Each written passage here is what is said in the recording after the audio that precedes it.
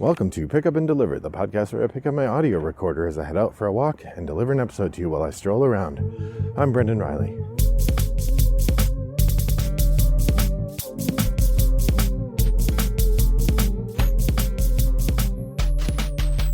Well, good morning, listeners. It's a lovely day here in suburban Chicago.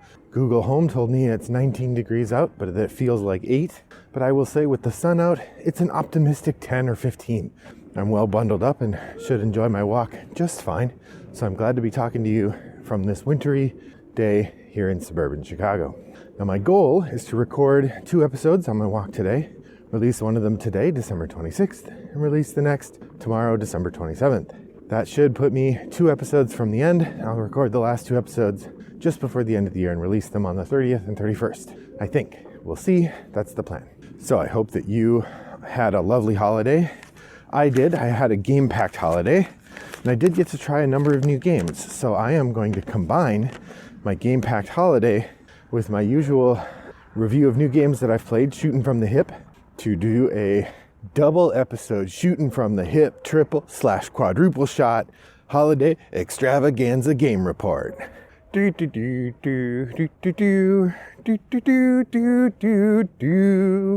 Okay, so the idea is we spent 2 days with my in-laws, well, 2.5. We arrived it was pretty much 2 exactly. We arrived middle of the way through the 24th and we left middle of the way through the 26th. We were planning on getting in the night of the 23rd, but there was a big snowstorm in the center of the United States, the north and the center of the United States, and it seemed like it was really stupid to try to drive on the 23rd. So we waited till the 24th to drive. It was still intense, but not scary. It was a sort of regular snowy drive rather than an outrageously scary snowy drive. We did pass 21 cars in the ditch, but we only saw 3 people driving stupidly. I would say on the way home we saw probably 10 people driving stupidly, but we only passed a couple cars in the ditch, maybe 5. For those of you who never have to drive around with snow, one of the things that happens if you're not careful is the road gets slippery and you slide off the road into the snow. And often there's a ditch on the side of the road and your car gets stuck there. So then you either have to wait for a tow truck to come get it, or you get a ride somewhere and then the truck comes and gets it later. All right, so what I have for you today is first my report of the games we played on the 24th and the beginning of the 25th. And then I will talk to you about the games we played. So first I have the games we played on the 24th, and then I have the games we played on the 25th.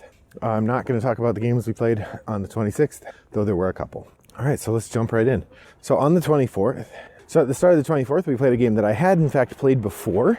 I played it at Toggle the week before, but I had not had a chance to talk to you about it, so it is a new game. This is Hues and Cues. Hues and Cues is a party game.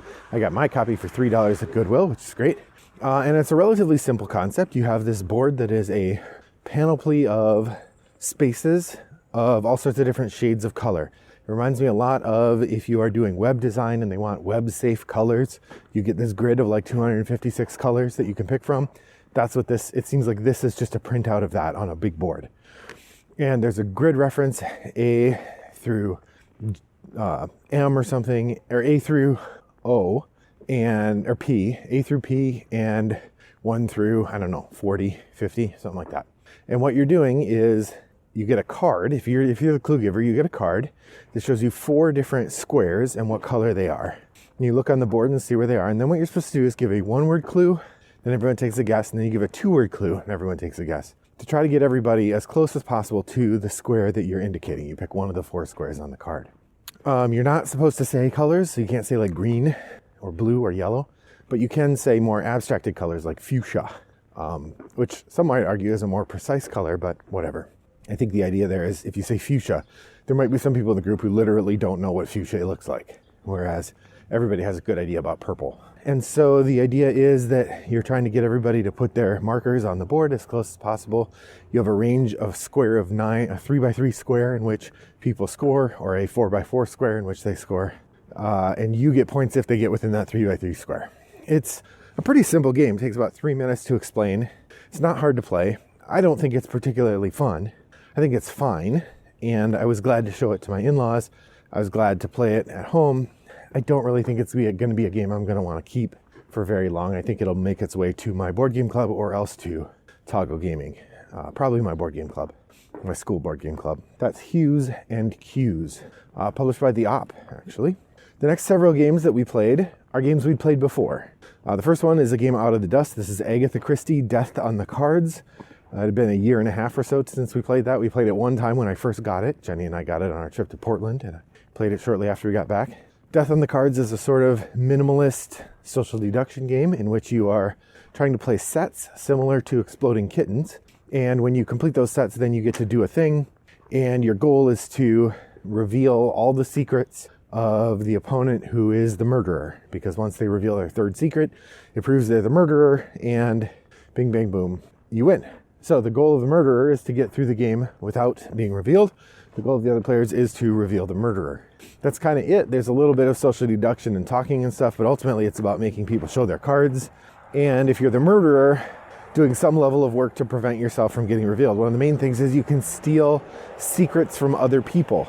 And if you're the murderer, you need a surfeit of secrets, especially if people have figured out that you're the murderer. And somehow my daughter decided early on that I was the murderer.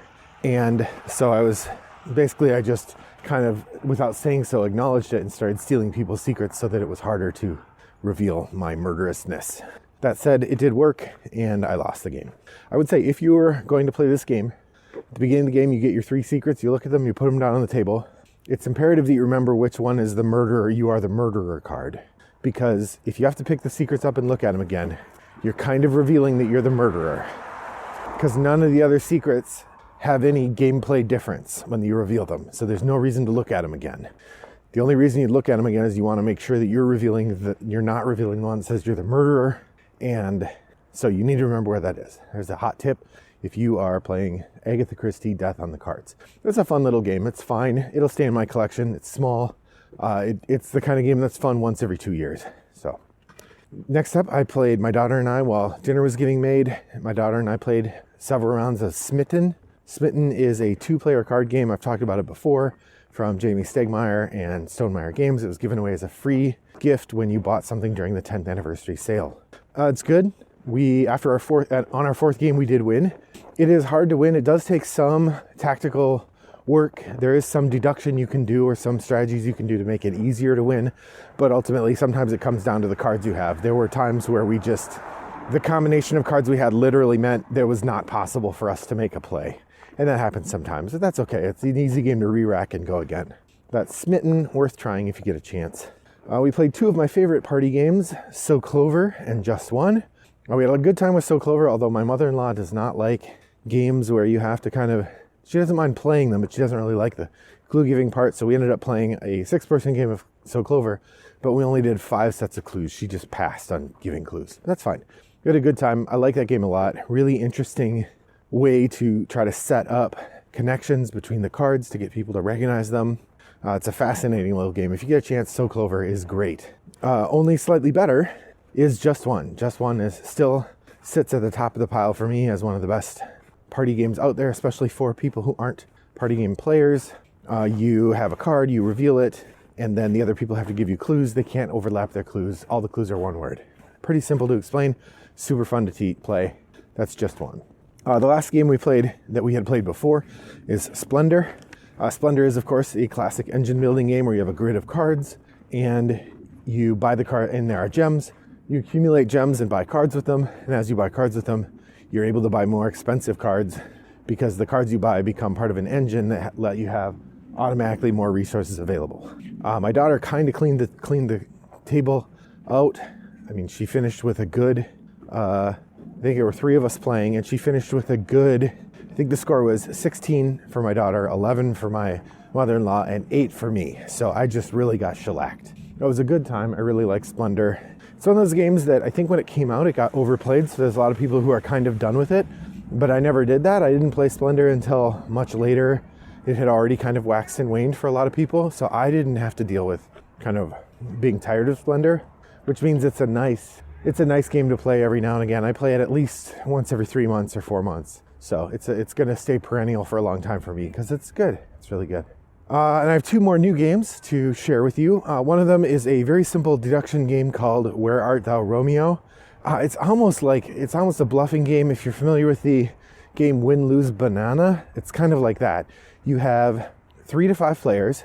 One of them is publicly Juliet. The other 2 get cards that have 2 roles on them. One of the roles is somebody will have a role that says Romeo, and then the other side might say a different role, or it says Count somebody or other. And the other characters have cards that say different roles. And part of the idea is that what you want to do is you want to have your card, so you pick which of the roles you're going to play sometime during the conversation. You have 30 seconds to chat among the group and try to convince Juliet to find Romeo. As one of the people who's trying to do the convincing, you have to decide and commit before that 30 seconds is over which role you're going to take. Most of the roles benefit from being picked, whether they are or are not Romeo, so you're trying to get them to pick. But some of the roles also benefit from Romeo being picked by other people. So if you think the other player is Romeo and they've successfully convinced Juliet to pick them, then what you want to do is take like Juliet's nursemaid, who also scores points when Romeo is picked. So it's that combination that really makes for an exciting late game moment. It is incredibly light as a trifle. One of the lightest games I have. Very simple. It really is like on the level of Win, Lose, Banana. I won't mind if I never play it again. It's almost not worth the explanation. As they say on Board Game Barrage, the juice is not worth the squeeze, because understanding how the role picking works and kind of devising strategies of which roles to pick, it just takes a little bit more brain crunch than the game really seems to deserve, given how light it is. I'm glad I played it. It's definitely going on the sell or trade pile. I think it's going to be a trade. I don't imagine this is a game that's going to sell. What I might do, I have a bunch of like games to trade, and I may bundle them, do a bundle of small card games, and give them all away, like all 5 or 6 or 10 of these games for $10. Because no one of them is really a good deal, but you know, a bunch of them together might be. So that is Romeo, Where Art Thou, Romeo, from Crash Games, I believe. And finally, the last game I want to talk about today. This was a game I won at the Toggle Game Exchange. At Toggle Gaming, we had a White Elephant event, and there was some game stealing and game swapping. So the last new game I want to talk about today is Atlandice. This is sort of a portmanteau of Atlantis and Dice, Atlandice. And the idea is that you are trying to prevent Atlantis from sinking or some such. This is a set collection game with a pretty interesting mechanism. It's a dice drafting set collection game. In it, at the beginning of the round, you roll a bunch of dice. They go around the board. And on your turn, you're going to pick one of the dice, take a resource from that location, and do whatever action goes with that location. The different resources and different locations each have different actions, and when you empty out a resource from a location, then you also change the action that happens there. Over the course of the game, you're going to have, we played one game with 5 players, and we emptied out maybe, of the 5 locations that can be emptied out, we emptied out maybe one of them twice and 2 more. So like 4 locations total out of the ones that could be, which doesn't feel like a lot. I wonder if the game, if as you get better at it, the game moves differently. It reminded me, the emptying out of locations reminded me a little bit of Cerebria, the Inside World, which also has this thing where when locations get emptied out, you're going to score them. And so there's a management of the material in that location to try to control when it empties out. That's all well and good. Like I said, it's a set collection game. So when a location empties out, if you have the most of the resources that location gives, like say pirate swords, then you get some points. If you have the second most, you get some points. Then everyone returns all their pirate swords to that location as it refills. It's a pretty simple mechanism. There are some fun tactical decisions, but ultimately it's probably too light and not really that memorable. There's a lot of luck involved. Like if you're trying to get those pirate swords and no dice for the pirate swords comes up, well, too bad you aren't going to get any pirate swords. So there are some ways that you can manipulate that a little bit, but not enough to really make it fun. The one thing I would say this game has going for it is that it is a really good chatting game. Once everyone understands how to play, there's almost no mental burden of making the game system work. It's pretty easy to do, and so it's easy enough to just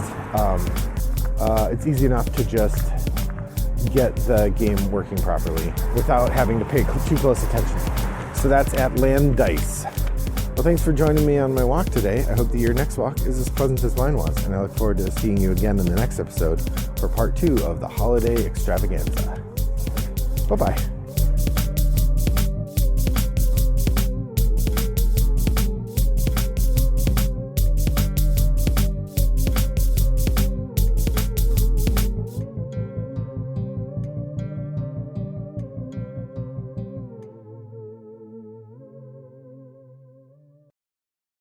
Brought to you by Rattlebox Games.